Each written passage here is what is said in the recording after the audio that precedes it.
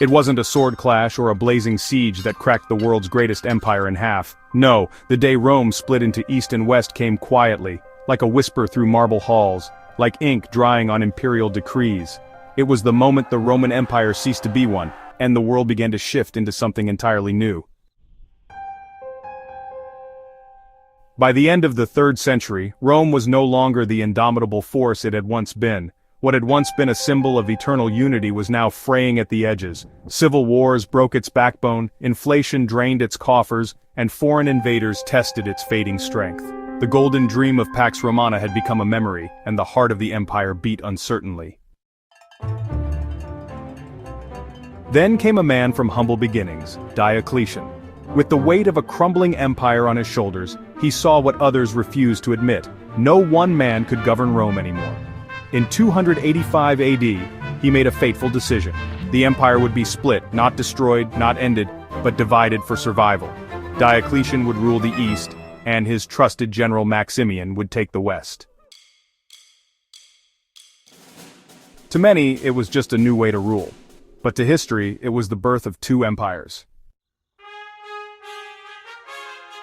In the east, the city of Byzantium was reborn as Constantinople, a shining new capital, destined to outlive Rome. Its walls would stand for 1,000 years.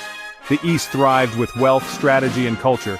Meanwhile, the Western Empire staggered, weakened by corruption, invaded by Germanic tribes, and burdened by fragile infrastructure. It spiraled toward its end. By 476 AD, the West fell, not with glory, but with a whimper. And yet, the East endured, what we now call the Byzantine Empire. It carried the Roman torch through the dark centuries, blending Roman law with Greek wisdom and Christian faith. As the West lay in ruins, the East built cathedrals, preserved knowledge, and wove a new identity from the threads of the old. The split wasn't marked by war, but by a loss of unity. 2 emperors, 2 courts, 2 languages, 2 dreams. Latin dominated in the West, Greek echoed in the East. Their churches grew apart until the Great Schism forever split Christianity in 2. Even their military minds differed. The West fought with muscle, the East with money and diplomacy.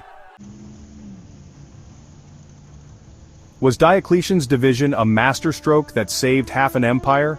Or the fatal cut that doomed the whole?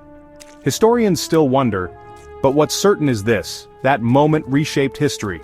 It birthed Byzantium, echoed into the Middle Ages, and planted the seeds of modern Europe. Rome did not fall in a day, but the day it divided, that was the day it truly changed forever.